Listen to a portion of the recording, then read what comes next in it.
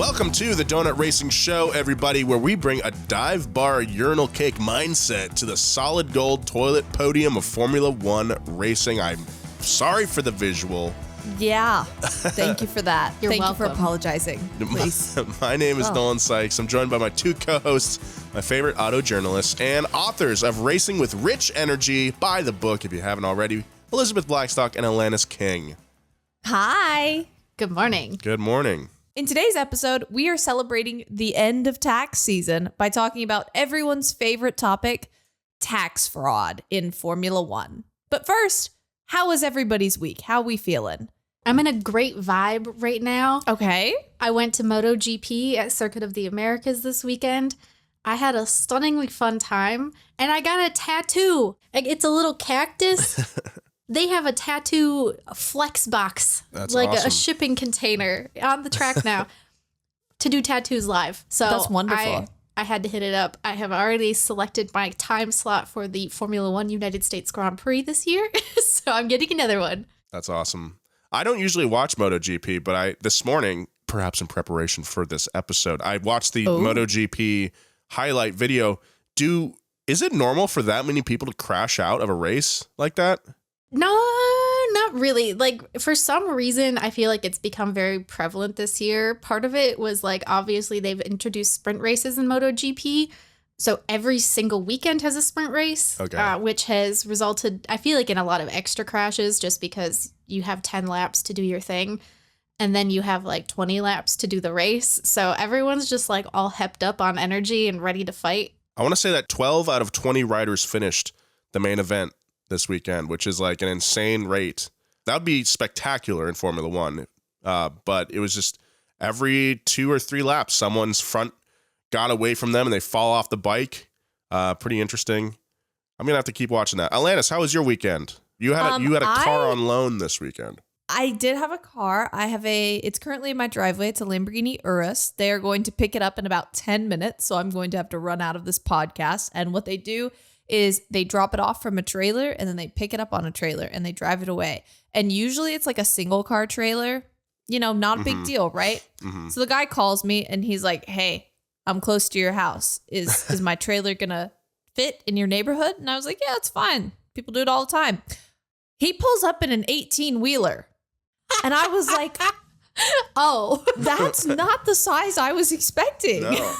Large and in charge. 18-wheeler with 5 cars on it. Wow. And the Urus is tucked in the back. So he has to unload 3 cars from the 18-wheeler in front of my house, like using the lift, doing everything like this, blocking the whole street in the neighborhood with cars on a lift in the air. And we finally get the Urus out. And by this time, all of my neighbors are outside and they're like, what's going on? And I'm like, nothing is going on. Please go back inside. And I got the Urus and it has been wonderful. It's very interesting. Not everyone notices it, but when people do notice it, they're very excited. Mm-hmm. So I'm having a lot of fun. I exclusively drive it in track mode because if you're not obnoxious, then what are you? And I think it's lovely. Even when I'm parking it to take photos, I drive it in track mode. As for me, I've been sick with a cold all weekend. I just had some lemon tea. But anyway, it's not COVID. I took a COVID test yesterday. I just got a bad cold. I feel like I'm sick on this show a lot. On Friday, though, we shot with every Viper out at Streets of Willow, every generation Viper. That was an amazing experience, and I'm really looking forward to you guys checking out the video when that comes out. It should be out in like 2 or 3 weeks.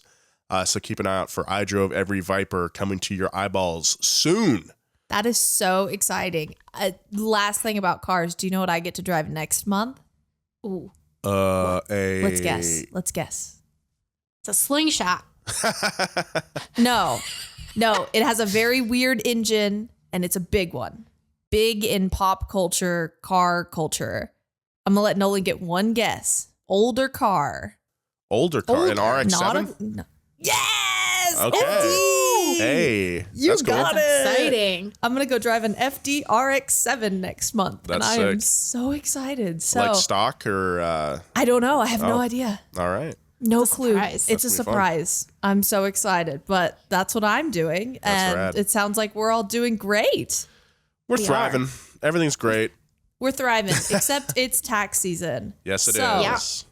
It is, in fact. And not everyone has been great about their taxes in Formula One.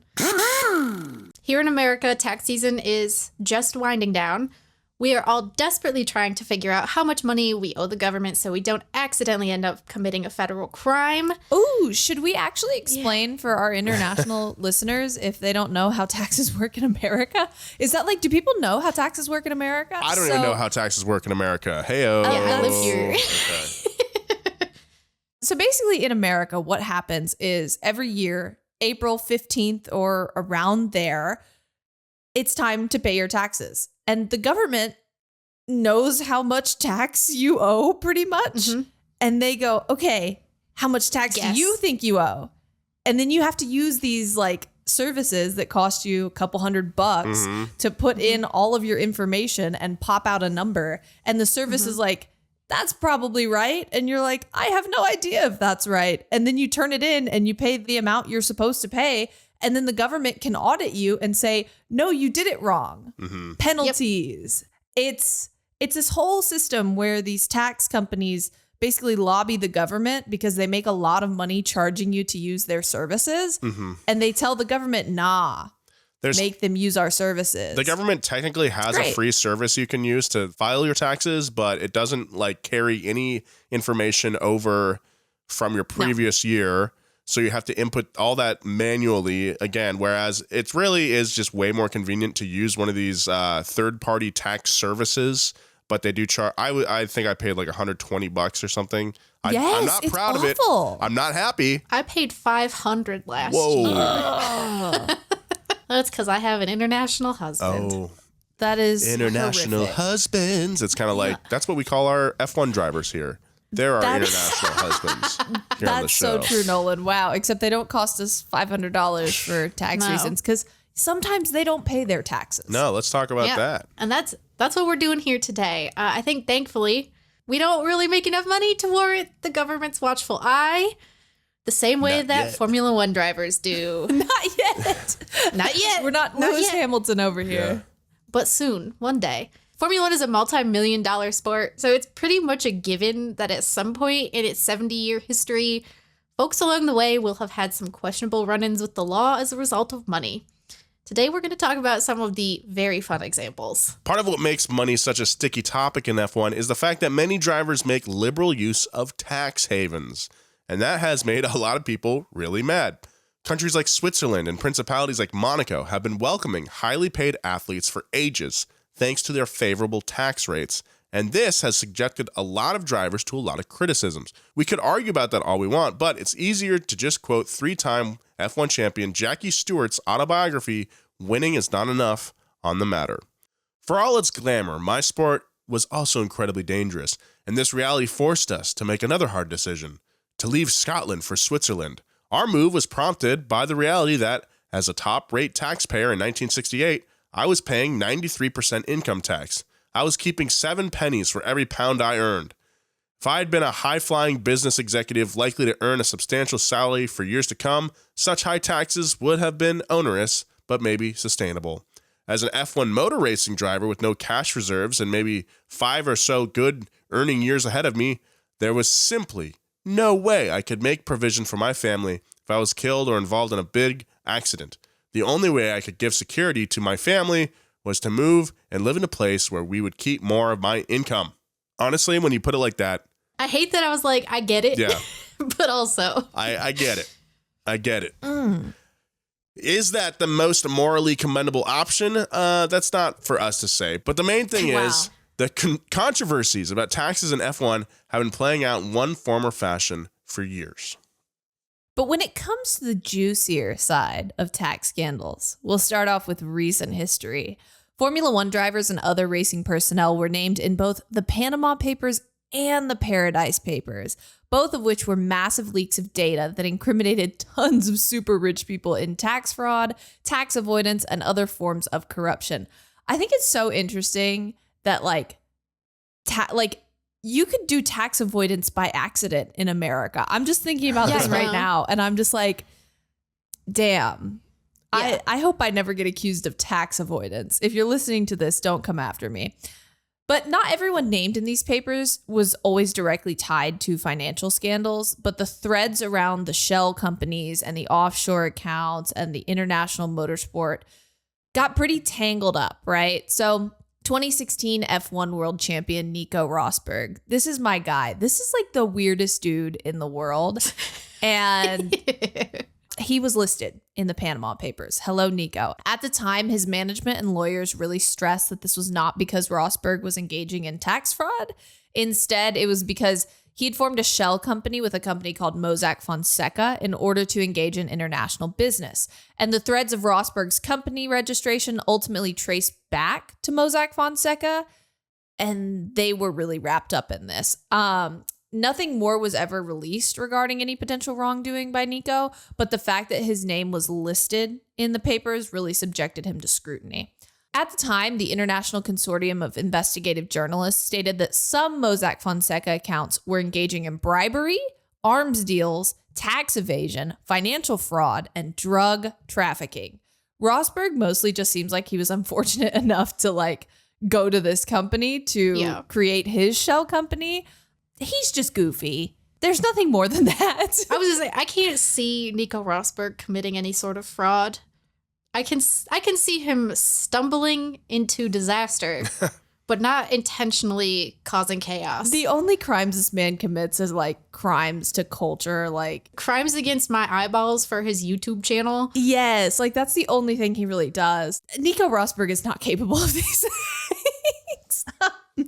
We love our international himbo husband, Nico Rosberg. Jarno Trulli, an Italian ex-F1 racer, he was also mentioned in the Panama Papers, but he claimed that his dealings were also entirely legitimate. So, we're good. Happens to the best of us. Sometimes we just work with a shady company. The Paradise Papers leak that came out was actually a little spicy. It was reported on in The Guardian at the time that Lewis Hamilton may have avoided paying taxes on a $22 million jet, thanks to a complex loophole he was kind of exploiting. Good for him. Yeah. Basically, Hamilton's finance folks had helped him set up a series of businesses whereby he could actually lease this jet to himself and not pay taxes on it after he imported it to England from Canada. Huh. So he avoided $4.1 million in the VAT import tax. Hamilton maintained at the time that his lawyers were confident the scheme was legal, but it was an artificial enough ploy that the British government wanted to take a really deep look in it. I really love this. He was nah, I know it's sketchy, but it's legal. That's kind of the whole thing with a lot of these. It's you were within the bounds. You were technically correct. You were not the spirit of the rules. Yes, but exactly. You were still abiding by them.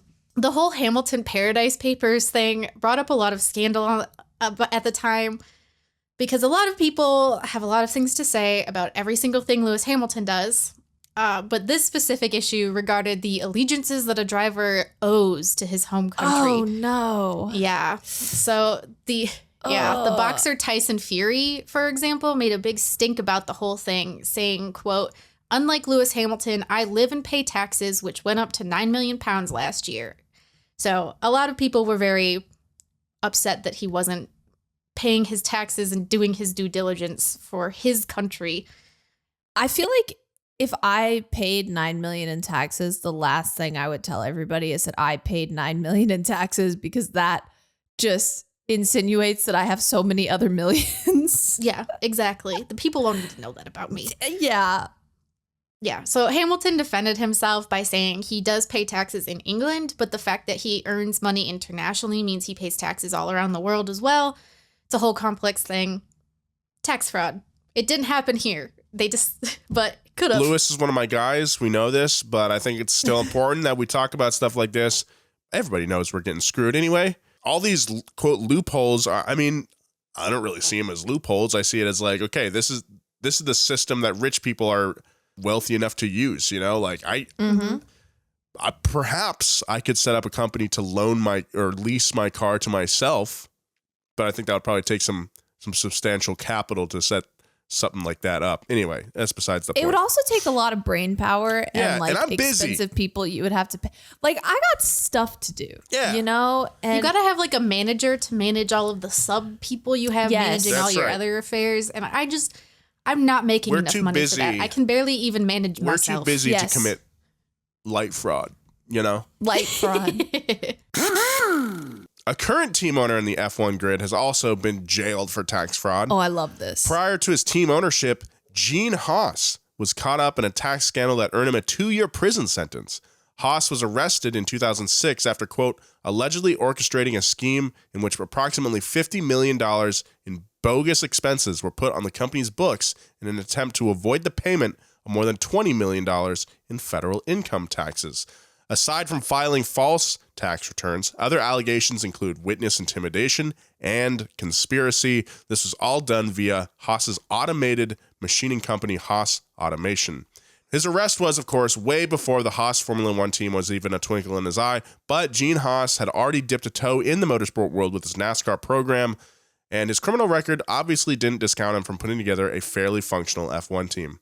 Before his case went to trial, Haas arranged a deal wherein he pled guilty to felony conspiracy to commit tax evasion in exchange for serving a 2-year prison sentence and paying a $5 million fine plus $70 million in back taxes.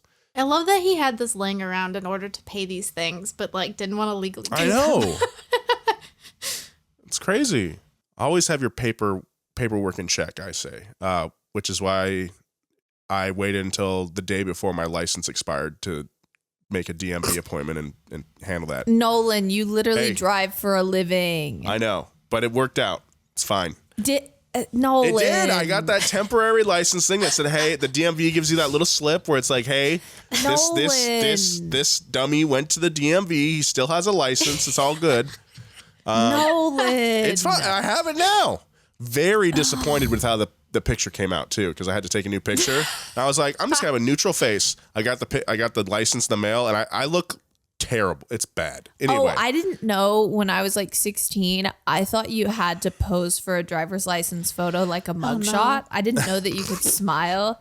So like for years, they don't let you smile I had here. a driver's license photo where I did not smile Yeah. because I didn't know you were allowed to. I saw, when I was in line to get my picture taken, they did make people retake their pictures. I think they want it to be as neutral as possible, at least in California. Gene Haas was jailed in January 2008, but only served 16 months of his 24-month sentence, being released early in May of 2009. What is jail like for someone of Gene Haas's caliber? Like, See, that's the thing. Like, is it just you go to a place where they give you swanky treatment, like a private hotel? yeah. Because I feel like he's not in with the No, with the other they inmates. have, like this man's not There scrapping. are minimum, like super minimum, instead of like super max, there's super minimum security prisons that are for white collar crime like this that are a lot easier to What do they to do. feed you in I don't these know. prisons? I don't know. Has anyone ever asked Gene Haas? Are you gonna do you that? know what? Honestly, Gene, what was prison like? Hey, it's been like 13 years since probably the worst part of your life. What was that like? Best guess. What is the menu in the prison wherever Gene Haas is at? Like, what do they feed him? Do they feed him like steak and taters? Do they feed him like salmon? What do they feed him? I think for people in white collar prison, I think an appropriate punishment would be to eat what the working people eat. You know? Oh, chicken yeah. tenders. Chicken tenders. Yeah, peanut butter and jelly. Jack in the Box. I could Gene Haas eating a PB&J. Do you I think- would love that. Do they get access to like things? Like, can Gene Haas just like watch TV all day? Like, what does he do? Does he get to leave? What is? I'm just like, I don't know. feel like someone needs to ask him this question, and I feel like that person is going to end up being me. I will come back and report to you all when I find out what Gene Haas ate in prison. Until then, you can go to my Substack, grandprixgastronomy.substack.com, where I am cooking my way through the Formula One calendar, and Azerbaijan is coming up, and it's real good. So, just saying. Elizabeth is cooking for Gene Haas in prison. That's wonderful. Yeah, I would love to, actually. I would love that. I'll cook him one of the dishes from all over the world. We have a team owner next who we're going to talk about who is avoiding prison. He faced similar tax concerns while still actively fielding a Formula One team. For those of you who have been around for a while, we are talking about Vijay Mallya. We love this guy, okay? Mm-hmm. He is a politician and a businessman and a fugitive. That is a Twitter bio right there. Businessman, politician, and fugitive. I think it's beautiful. Gatekeep girl boss. Gatekeep fugitive. Gaslight girl boss. That's what it is. Fugitive. So between 2007 and 2018, he owned the Force India F1 team. If you don't know, Force India became Racing Point, and then Racing Point became Aston Martin because time flies. And honestly, I feel like Racing Point was just like a different dimension. I don't feel like I actually lived through that era when Racing Point existed. Does anybody like actually recall what was going on in their life when Racing Point was a Formula One team? No. It's all blur. That's upsetting, actually. Yeah. That's upsetting. It's like a Scooby-Doo side quest or something. Like Racing Point existed, but it wasn't part of the real plot. Like it was just a side quest, right? Yeah, exactly. It was a filler episode. Exactly. So apparently Mallya's nickname used to be the King of Good Times, which is also my nickname, if you didn't know.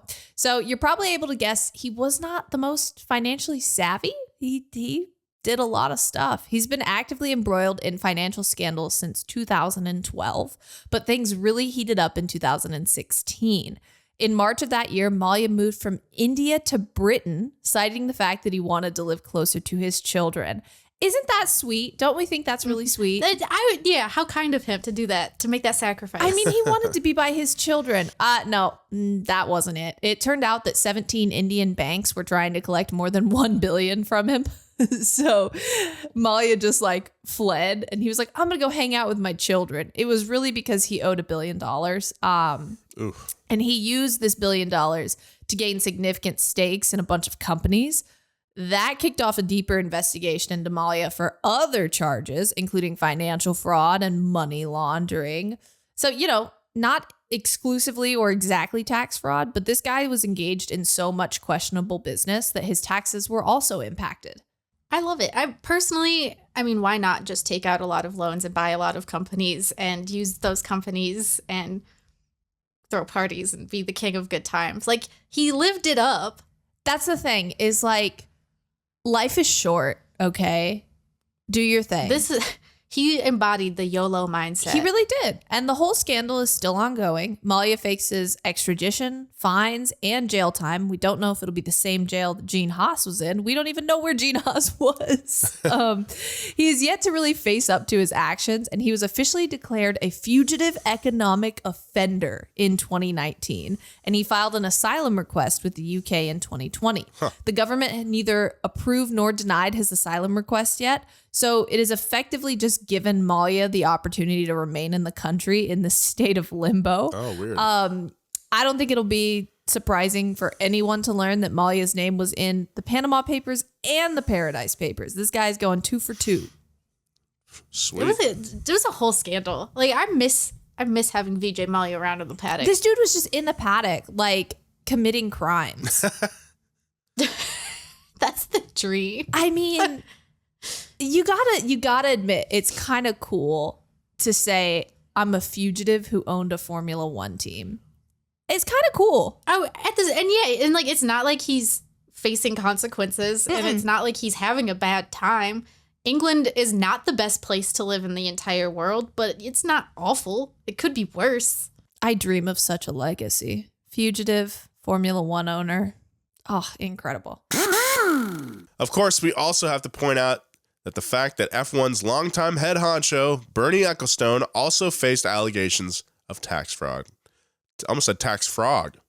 Now that's a mascot. Ooh, that's cute. TurboTax had a tax frog. That'd be great. Anyway. Yes, but also tax frog implies tax fraud. And then who would be using TurboTax because they'd be afraid of tax fraud?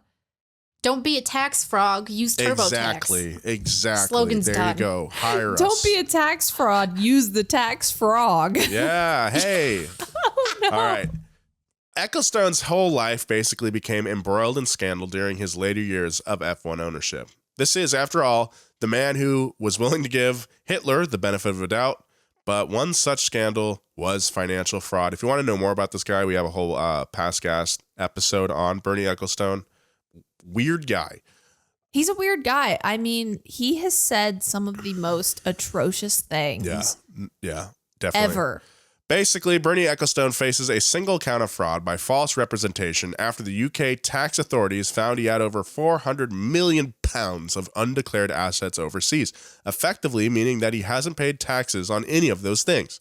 His trial will actually take place in November of this year, and we already bought our tickets. We're going over to the UK. We're going to the trial. We should watch this. I would love this. Yeah, let's go. Bernie Ecclestone is 92 years old. And this dude, all he does is like he has a child. Start drama. He has a child. Yes, so his spouse is Fabiana Flosi, and she is, how old is she? 46 years younger than him. 46. So half his age. That would be exactly half his age. There's just a lot to process when you think about Bernie Ecclestone. The wildest thing about Bernie is that he's 92 years old, and instead of like enjoying his life, he just calls up the British reporters and he's like, "Hey, I want to talk some shit about somebody," and they're like, "All right," and then they print it, and like he really just says like some horrible thing about something, and then it gets printed, and you're like, "Why are you talking to this guy?" Gonna be honest, it's good for traffic. It's good. People love a hate click. It's good for traffic. Go Bernie. He's even in his old age. He's figured it out. He's thinking about He's gaming us. the system at 92. Yeah, he's thinking about the economics of journalism. He's keeping the doors open. Good for him. Well, Formula One is a high-stakes sport, but the proper filing and paying of taxes is just one of the many unexpected ways those stakes can manifest. So whether you're facing the ire of fans for moving to a tax haven or literally conspiring to commit fraud, there's always some drama to be found when tax season comes around. Oh, yes. Pay those taxes. That's what I'll say. Pay your taxes. We hope you paid your taxes already by the time you're listening to this episode. If you haven't, I hope you filed your extension. Rich we people hope you paid your taxes, dude. Rich people have lawyers to kind of like take the heat off you and get in the government's way, but they will come for you if you don't get those taxes done. Anyway, and on a lighter note, it's time for Boyfriend of the Week. It's our reoccurring segment where we acknowledge who's the best. It can be anybody, a driver, car, moment, team lead, or someone online with a nice take. We do this every week. You know how it goes. This is middle school rules only, so you're our boyfriend for only the week. Alanis. I think we should start out with a collective Boyfriend of the Week who took us all by surprise. Goofalo76 on Twitter. You are amazing. We all just randomly, a couple of days ago, got a tweet of a photo of a Hawaiian shirt with our faces on it. Yes. Okay. And so that's like an ad that's on my TikTok right now. Like you can order a Hawaiian shirt with people's faces on it. And it looks like they did, but with our faces. With us. With our faces. And wore it to their local F1 bar. And it's so cute. It's so cute. I'm going to show it in case we ever release the recording. There you go. Yeah. Our it's actual a Zoom green meeting. Hawaiian shirt, our faces from some promo shots we took earlier this year, all on there. I was flabbergasted. I was amazed that anyone would put my face on a t-shirt. So thank you very much for your support. We love you, Goofalo. It was so beautiful. You're our collective Boyfriend of the Week. Thank you so much. My individual Boyfriends of the Week. I have 2 Boyfriends of the Week, and that's So because many. they're in the same situation. So if you missed it, there was this like photo album posted by the F1 accounts last week, and it was Charles Leclerc and Carlos Sainz in these blue goggles. And they appear to be like virtual reality goggles, right? I don't know what's going on. Yeah. Don't know what's going on in these goggles, but they're so happy. They are just locked in this embrace with each other. They're holding each other's arms and they look so happy with these goggles on. And I'm like, what are they seeing? What's in these goggles? Like, do they drive for another team? Is this another year where maybe Ferrari isn't so bad? Like, what's They're going seeing on? Ferrari World Championship somewhere in the future. Yeah, they're seeing something in these goggles that is just really magical for them. And they look so happy. And then you scroll to the next photo that the F1 account posted. And Carlos Sainz, I'm going to describe it for you. He's holding out both hands and each hand has a tennis ball in it. I don't know why. And Charles Leclerc has both of his hands out, and he has his hands on top of Carlos's hands, and they're just like in this cute little like hand grip thing, and Carlos has no goggles on and Charles has the glasses on, and he's like focusing intently on whatever is going on. And are these drunk goggles? Like, what are they doing? I don't know, but these are like, they're the cutest photos I've ever seen. I'm so happy for them. They look like they got a break from reality, which is good because they need a break from reality. And I thank them for looking so happy. Good for them. Good for them. Good for them. I hope whatever's going on in those goggles happens in real life at some point. I've got an individual boyfriend of the week this week. There's some videos going around Instagram at the moment of Max Verstappen playing, like doing sim racing, and Kelly Piquet is his girlfriend. She has a daughter named Penelope with former F1 driver Daniel Kvyat, and Penelope keeps coming up to Max and like asking to play. I'm picking Max Verstappen as my boyfriend of the week because he's not just a stepdad. He's a dad who stepped up. Good for him. Love it. I guess my boyfriend of the week would just be the entirety of Team Viper over the 25 years that they worked on that car. Had an amazing experience last Friday. Make sure you check out I Drove Every Viper when that drops on YouTube. Should be a couple weeks from now. Keep an eye out for it because I'm still dreaming about those cars. Make sure you go turn on your alerts for the Donut Media YouTube page so you know when that comes up. Exactly. Yes. Yes, Thank please. you, Liz. Yes. Precisely. You're welcome. Thank you all for listening to the Donut Racing Show. We'll be back next week to talk about the rise of Formula One racing in America, and we're going to take a deeper look at the Baku City Circuit and some of our predictions for the upcoming Grand Prix in Azerbaijan. In the meantime, make sure to subscribe and tell all your friends to tune in to the Donut Racing Show, and if you want to leave us a 5-star and kindly worded review, it really helps us out. We appreciate it. If you're not familiar with Donut, we have a YouTube channel. I don't know if you've heard about the YouTube channel today, but we have a YouTube channel that's going to show a Viper video. It's going to be great, as well as an automotive history podcast called Pass Gas. Check them both out. You can follow DRS on Twitter at Donut Racing Show. You can follow Elizabeth at Eliz_Blackstock on Twitter and Eliz A. Blackstock on Instagram. You can follow Nolan at Nolan J. Sykes on both. And I am Alanis King on both. Yeah, we got to put that middle initial in there because some guy named Alan thought he was really important. We will see you next week. We're so excited to talk to you again. But for now, bye.